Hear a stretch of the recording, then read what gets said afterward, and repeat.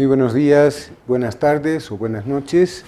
Un placer reencontrarme con ustedes en ocasión del tercer tema que abordaremos en esta oportunidad y que lleva por título, como seguramente lo van a ir advirtiendo en el desarrollo del contenido de las exposiciones, de las diapositivas, técnicas de auditoría jurídica. Simplemente a modo de recapitular, en una oportunidad anterior hemos visto los procedimientos, entre ellos, desde luego, el más importante, el que lleva a la confección de los papeles de trabajo. En este caso vamos a ver ahora las herramientas propias de la auditoría jurídica, llamadas técnicas. Son medios destinados a un propósito que nos hemos prefijado. Empleando estas técnicas, tenemos la confianza que tendremos un mejor resultado en la evaluación que vamos a realizar. Desde luego que lo primero que hacemos, valga la pena recordarlo, es el acopio de datos, la acumulación, sobre la que centraremos el escrutinio de nuestra actitud valorativa a efectos de la evaluación.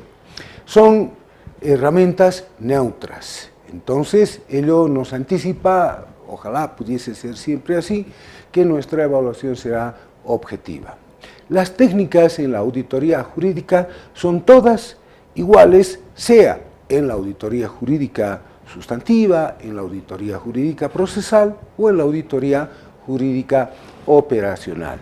Y por supuesto que el empleo, la utilización de estas técnicas nos permite adelantar la idoneidad, la aptitud que tiene el auditor jurídico.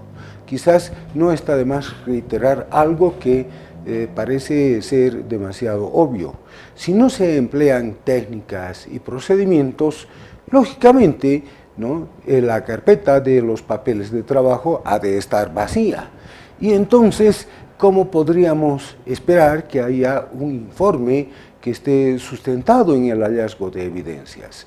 Entonces, de la misma manera, con el manejo de los conceptos, esta vez a la inversa, las técnicas de auditoría jurídica nos permiten calificar o evaluar al auditor jurídico mismo.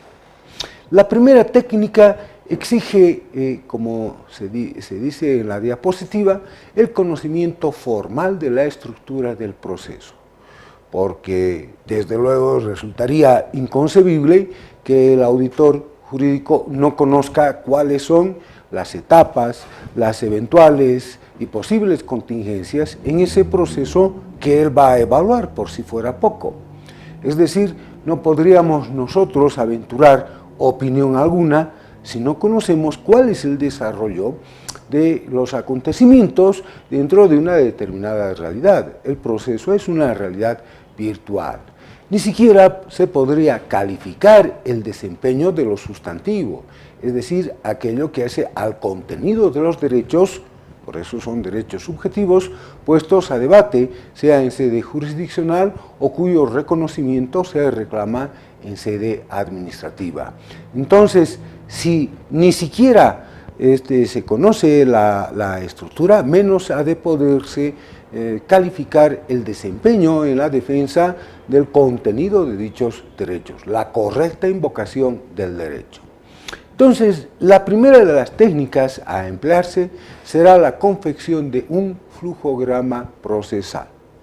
Toda auditoría jurídica o todo auditor jurídico, mejor aún, tiene que tener un flujograma procesal para saber exactamente en qué punto de la marcha, de la secuencia del proceso se encuentra. Ahora bien, la segunda de las técnicas que nosotros debemos emplear pasa por una constatación interna, esto es, la serena convicción sobre cuáles sean las pautas de interpretación y de aplicación, esto es, la hermenéutica, en cada uno de los procesos. Por supuesto que en nuestros estudios, en el pregrado, se nos ha enseñado que informa a todo el sistema jurídico, lo que decimos corrientemente, el ordenamiento jurídico, los principios generales del proceso. Pero no olvidemos que así como hay un carácter universal en estos principios generales del derecho, para cada disciplina jurídica hay un catálogo especializado de principios que rigen esa materia. Entonces, la revisión de ese listado de los principios específicos es insoslayable en el auditor jurídico. Por consiguiente, la segunda de las técnicas a emplearse en la auditoría jurídica supondrá por parte del auditor jurídico la elaboración de un catálogo, hacer una reseña, un listado de los principios. Además está decir que tiene que conocerlos, saber a cabalidad cuál es el contenido, cuál la proyección, ¿no?, qué institutos están directamente vinculados a cada principio y finalmente cuál es el pronunciamiento que ha tenido la jurisprudencia sobre la materia, es decir, sobre la aplicación de estos principios. Hemos dicho que tendrá que saber cuál es el entendimiento que el jurisprudente tiene, la opinión, lo que es la doctrina jurisprudencial sobre los principios.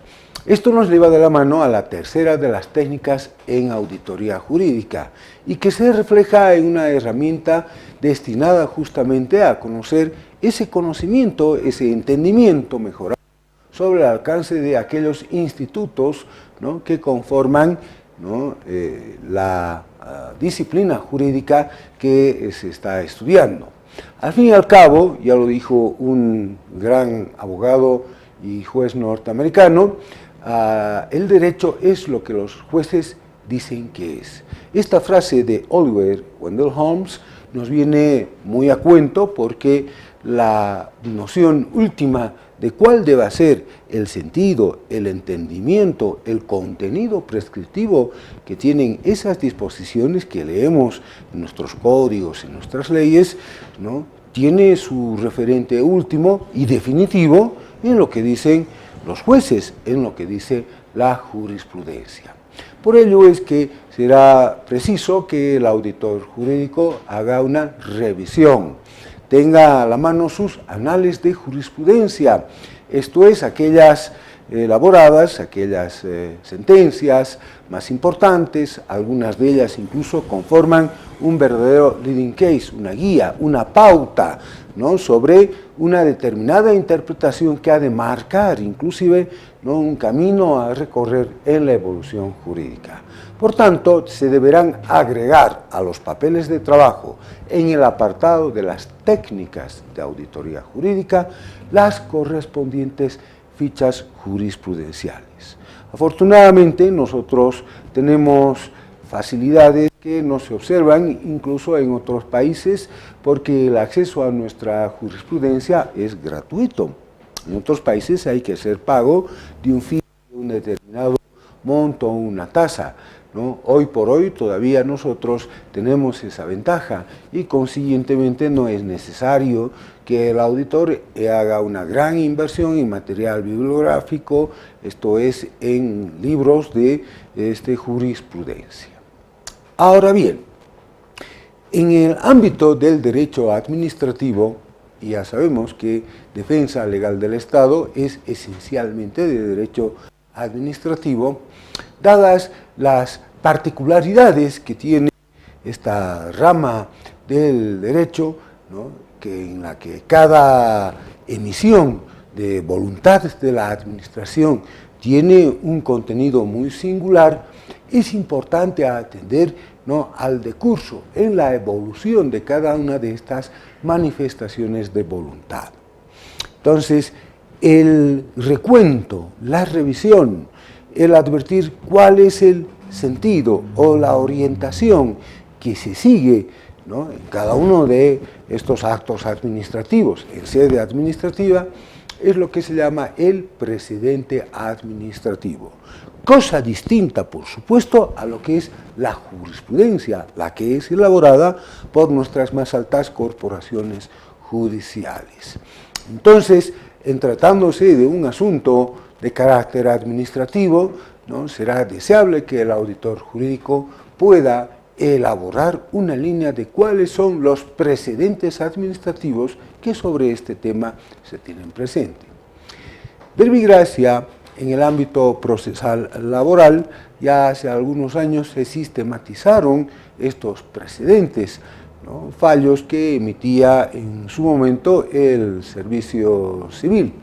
Sería deseable, y esa es una nota distintiva del alcance en la evolución institucional que se tiene en un país cuando los precedentes están allí a la mano y uno puede tener, ¿no?, una aproximación incluso con ribetes de predictabilidad sobre cuál ha de ser la decisión que se venga a tomar en un asunto dado que por el precedente administrativo sabemos que, ¿no?, sobre este tema se han pronunciado nuestros órganos administrativos en un determinado o con una determinada apreciación. Otra técnica, que es la que ya se tiene en el ámbito de la investigación específicamente, esto es en los trabajos de campo, es aquella que busca medir esa percepción, la valoración de los fenómenos puestos ante nuestro escrutinio en la investigación, en este caso en el estudio, ¿no?, de todo aquel conjunto de circunstancias que hacen al caso puesto a consideración del auditor jurídico.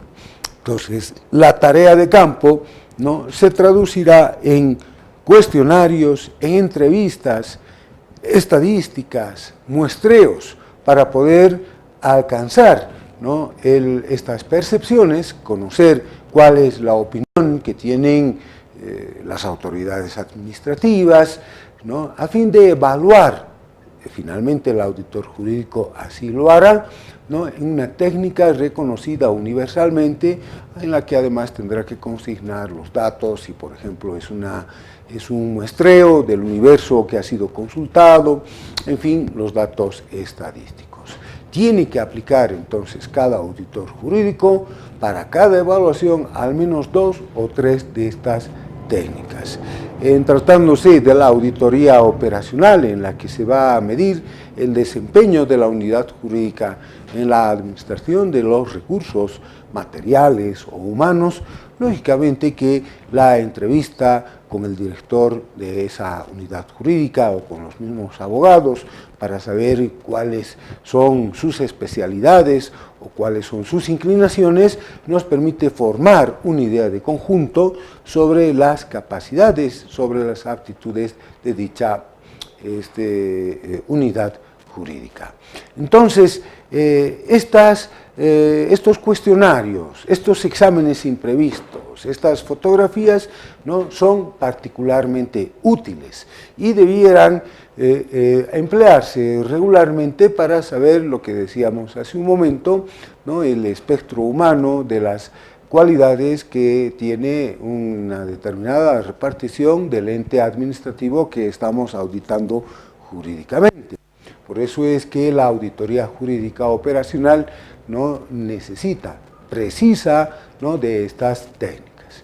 Sin embargo, como ya lo dijimos en alguna ocasión precedentemente, en otro momento, sorprendentemente en las disposiciones que se están manejando en la Procuraduría General del Estado no se tiene en cuenta esta modalidad. Me refiero a la auditoría jurídica operacional, en la que caben perfectamente en su aplicación estas técnicas. Yo no estoy diciendo en modo alguno que no se empleen a tiempo de realizar una auditoría jurídica sustantiva o una auditoría jurídica procesal, pero donde tienen cabida especialmente es en el ámbito operacional. Ahora, volviendo al tema del por qué la Procuraduría no ha recogido la auditoría operacional, bueno, parece ser que esta es una omisión que a futuro tendrá que ser corregida, porque la valoración, la evaluación del desempeño, de la diligencia de cada unidad jurídica en las tareas que se le han encomendado específicamente, supone necesariamente que se tenga que revisar y tener presente cuál es el material con el que ha trabajado, tanto los recursos materiales propiamente dichos como los recursos humanos. No olvidemos que inclusive en apoyo de nuestra tesis que Lo operacional debiera estar implícito en la evaluación a realizarse por el auditor jurídico. Ni siquiera en la Constitución hemos encontrado limitación alguna. Por tanto, menos podría el legislador, y peor aún, ¿no?, en el ejercicio de la potestad reglamentaria del Estado, disponerse algo que venga a limitar un mandato tan contundente como es el que leemos en la misma Constitución. Por esto es que, aplicando siempre por analogía, no por extensión, recordemos que de las dos maneras de interpretar o de aplicar las dos manifestaciones de la hermenéutica jurídica, una es la extensión. Esta regla nos sirve porque también para estas otras circunstancias, porque en la intención de quien redactó la regla estaba justamente regular también estas otras circunstancias. Esta no es la figura. La Contraloría emite normas para la auditoría gubernamental o fiscal, pero esas normas no son útiles. Entonces, en la medida en que su aplicación está consentida por un margen de racionalidad, es que nosotros aplicamos por analogía razonablemente lo que ha sido dispuesto para la auditoría gubernamental o fiscal. Muy bien, entonces, teniendo presentes estos antecedentes, incluso normativos, ¿no?, en lo que hace a esta parte de nuestra exposición, ¿no?, una manera de acercarnos a cuáles han sido los criterios de trabajo y si son razonables, son aceptables dentro de un margen de aceptabilidad de lo que son, ¿no?, los resultados en la gestión, en este caso específico al interior de una unidad jurídica. Tendremos que centrar nuestra atención en el registro de procesos. ¿Tienen ellos, ¿no?, algún documento o siguen algún registro específico, incluso si estamos bajo los supuestos de la gobernanza electrónica, alguno digitalizado? Tan importante o más inclusive, ¿cómo se asignan los procesos? ¿Es por sorteo? ¿Es porque tales asuntos que son más delicados que otros se los confía a profesionales que tienen un mayor recorrido en el ejercicio de su arte? Entonces, ¿cuáles son los criterios de asignación de procesos? Si estos ya están asignados, ¿no?, ¿cuáles son los mecanismos de seguimiento interno, de control que se hace sobre los procesos asignados a cada uno de los abogados de la unidad jurídica? Inclusive, ¿no?, ¿cuáles son los criterios que se tiene para administrar los tiempos? Esto es, ¿no?, el decurso de un proceso. No siempre el proceso se desarrolla conforme a las previsiones que el legislador procesal ha establecido, ¿no? Hay tiempos también que son propios de la administración de justicia y que todo abogado con algo de experiencia los conoce. Entonces, el auditor jurídico debe acercarse a esos criterios para saber cómo se han administrado, ¿no?, los tiempos procesales. Todo este conjunto supone una valoración, una medición, la identificación de las fortalezas y debilidades de la unidad jurídica. Entonces, convendrá inclusive que en el informe haya un apartado sobre las fortalezas, supongamos, ¿no?, la formación de profesional especializada de cada uno de sus miembros. Las debilidades, quizás no tienen un registro lo suficientemente ordenado. Ahora es mucho más fácil, hay incluso paquetes que se distribuyen gratuitamente o a los que es posible acceder a través de nuestros medios electrónicos. Finalmente, el auditor jurídico debe ser capaz de anticipar las contingencias, decimos, de carácter procesal. Un buen auditor no solamente tiene fijada su atención en el presente, sino que es capaz de adelantarse, ¿no?, a las consecuencias que determinadas actuaciones que él está teniendo, la constancia en el expediente, es posible que se produzcan a futuro. Allí es que el auditor tiene que conocer, como lo dijimos hace unos minutos atrás, perfectamente la estructura del proceso. Es más, en la revisión de estos asuntos, de los asuntos que están encomendados a la unidad jurídica, el auditor debe ser capaz de plasmar, inclusive con un margen de razonabilidad y de predictabilidad, qué es lo que pudiese ocurrir a futuro. No olvidemos que está todavía vigente una disposición que más temprano que tarde seguramente ha de ser modificada. ¿Y cuál es la exigencia que tienen los abogados en cada entidad administrativa de agotar todos los recursos? En más de algún caso será quizás necesario que se tenga que revisar una prescripción que es manejada en contornos tan absolutos, cuando, por ejemplo, verbigracia, ¿no?, llegado a dictarse el auto de vista, ya es suficiente y no vale la pena, ¿no?, el que se prosiga hacia, ¿no?, un recurso de casación o ir a algunas otras instancias. Ahora, estas circunstancias futuras, estos hechos más o menos previsibles, estas contingencias no suponen necesariamente, de hecho, riesgos, obstáculos o problemas. Son simplemente eventos que pudieran ocurrir, que pudieran presentarse. Por todo ello, el auditor debe consignar entre sus papeles de trabajo, ¿no?, un listado de las contingencias futuras. Vuelvo a insistir sobre el punto, a riesgo de pecar de reiterativo y de cansino en las mismas admoniciones y prevenciones, ¿no?, en el ámbito académico no se puede aceptar auditoría jurídica alguna si no está sustentada en papeles de trabajo, y entre ellos deben destacar, por supuesto y necesariamente, ¿no?, las técnicas de auditoría jurídica que estamos señalando. Entonces, será muy conveniente, o parece muy conveniente a todo esto, ¿no?, anexar como un anexo al informe un listado a fin de anticipar todo el trabajo que se ha realizado, e inclusive, ¿no?, en auditorías anteriores.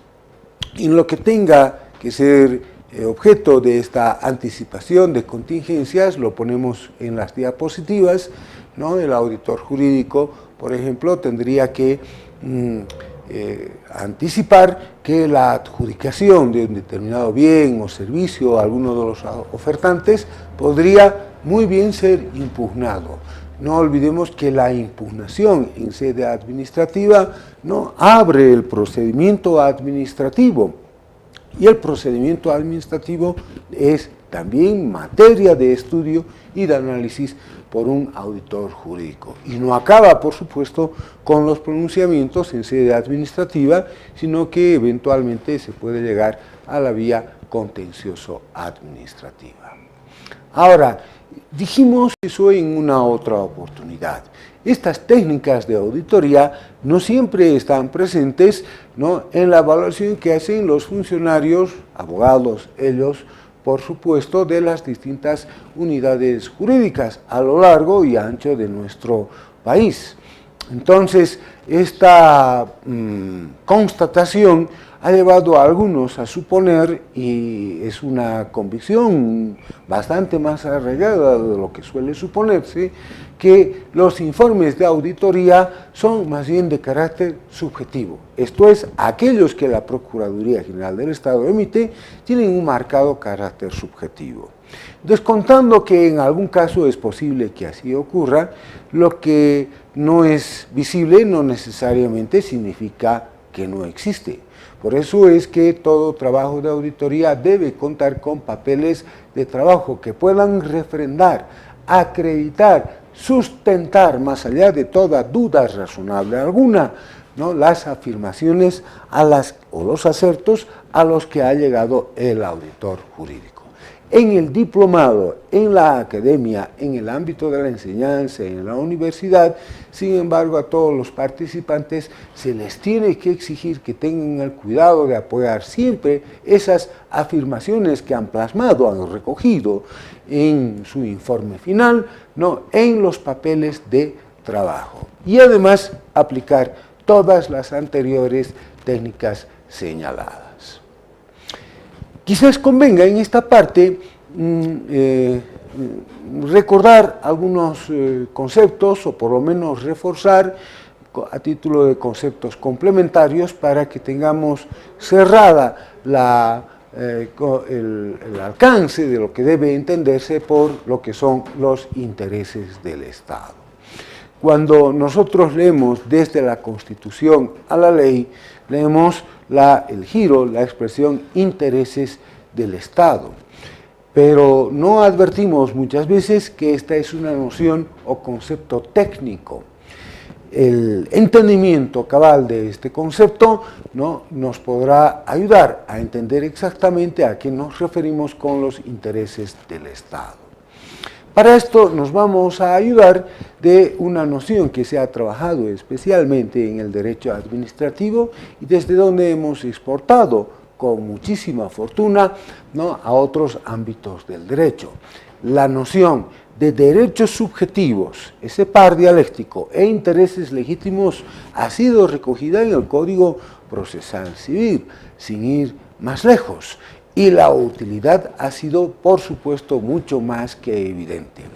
Entonces, inicialmente conviene, y esta podría ser una tarea que muy bien podrían tener también en sus casas, revisar el artículo 11 de la Ley del Procedimiento Administrativo, que establece como regla que para alcanzar legitimación, para ser parte en un procedimiento administrativo, el sujeto de derechos, y se entiende de derechos subjetivos, tendrá o invocar y eventualmente y seguramente acreditar la existencia de un derecho subjetivo. Ejemplo, si invoca ser propietario de un inmueble, ¿no?, por regla o por lógica jurídica, ¿no?, la manera de acreditar la titularidad de ese inmueble tendría que ser con la exhibición de la matrícula de folio real. Entonces, la primera de estas categorías, el derecho subjetivo, no es sino la referencia a aquella facultad, a esa permisión, a esa autorización que nos concede la ley a través de lo que son las disposiciones escritas que por su carácter genérico se llaman derecho objetivo. De allí se desprende que esa facultad, esa permisión, no es sino ese derecho subjetivo. La autoatribución de estos derechos subjetivos, eso es lo que procesalmente se conoce como la pretensión. La pretensión procesal también es observable en sede administrativa. Entonces, si alguien invoca su condición de acreedor, debe exhibir el correspondiente documento en el que consta la obligación. Paralelamente, se acompaña la noción, ¿no?, a los derechos subjetivos de los intereses legítimos. Sobre este punto, no es desde luego el lugar para discurrir sobre el particular, ¿no? La doctrina se ha mostrado un tanto amplia en sus apreciaciones, porque para unos un derecho o un interés legítimo no es sino un derecho expectaticio o una expectativa. Para otros es un derecho potencialmente objetivable, ¿no?, si se cumple una condición o si el plazo para el ejercicio de ese derecho está todavía pendiente. Por eso es que en el pase de diapositivas me he permitido introducir la diferencia de estos conceptos, además complementando con lo que son los derechos objetivos, que como lo pueden ver ustedes en su pase, se encuentran catalogados de manera abstracta. En cambio, los derechos subjetivos, ¿no?, se invocan en circunstancias singulares específicas. los derechos subjetivos no tienen un sujeto específico a quien atribuir esos derechos. En cambio, la invocación de derechos subjetivos son justamente eso, subjetivos porque corresponde al sujeto de derechos que está pidiendo el reconocimiento, sea en sede administrativa o en sede judicial o jurisdiccional. Los derechos objetivos suponen poderes jurídicos, facultades o permisiones que se traducen ya en el curso de un proceso o de un procedimiento administrativo en la autoatribución de ellos y que se llama la pretensión. Bien, entonces decíamos que la norma que contiene los derechos objetivos,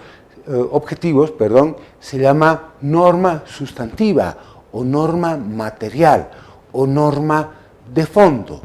Por ejemplo, el Código Civil es una norma sustantiva o material o de fondo.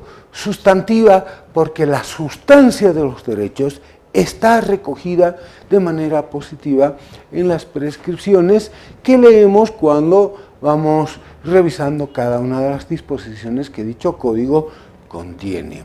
En cambio, en el Código Procesal Civil encontramos la cabida para que esas disposiciones de carácter sustantivo ahora sean invocadas para el caso singular, para las circunstancias particulares en concreto que se ven en ese proceso que se inicia o en ese procedimiento administrativo. Y quien así actúa el sujeto de derecho, entonces invoca esos derechos, los objetivos, los hace suyos, por eso hablamos de los derechos subjetivos, y la autoatribución de derechos subjetivos no es sino la pretensión procesal. Por ello es que si revisamos finalmente el Código Procesal Civil, vamos a encontrar que ha habido un cambio en la nomenclatura que ha manejado el legislador. En el anterior Código de Procedimiento Civil se hablaba de las acciones personales, reales o mixtas. En cambio, en el Código Procesal Civil, más bien se refieren con mucha más precisión y técnica a las pretensiones reales, personales o también mixtas.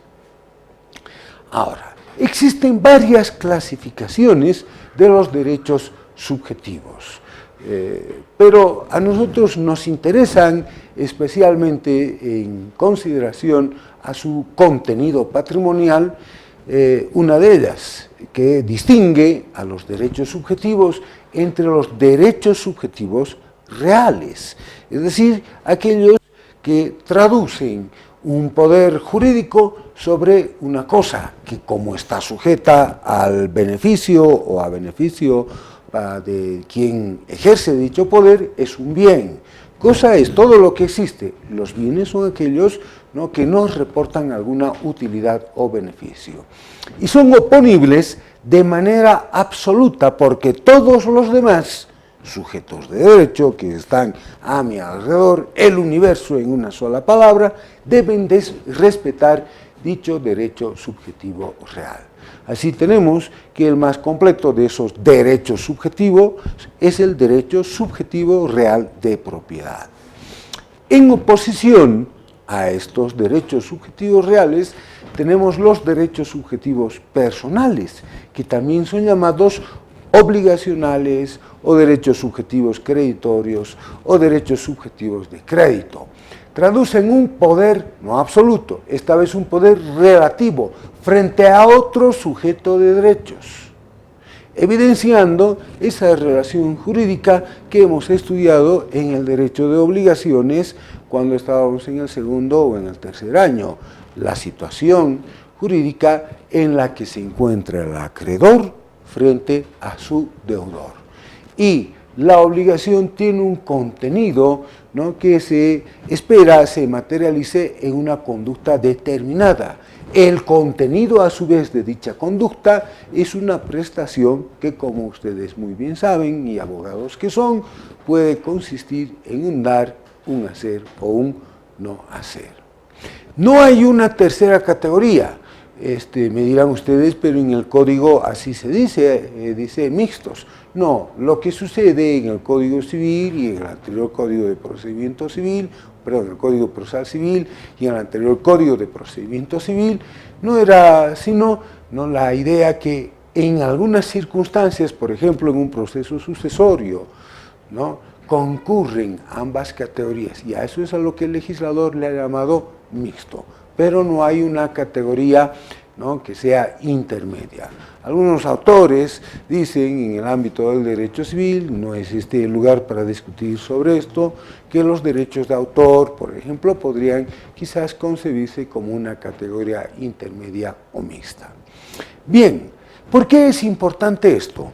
Porque la invocación de los intereses del Estado está comprendiendo en este giro terminológico intereses del Estado tanto los derechos subjetivos, sean personales o sean reales, así como los intereses legítimos.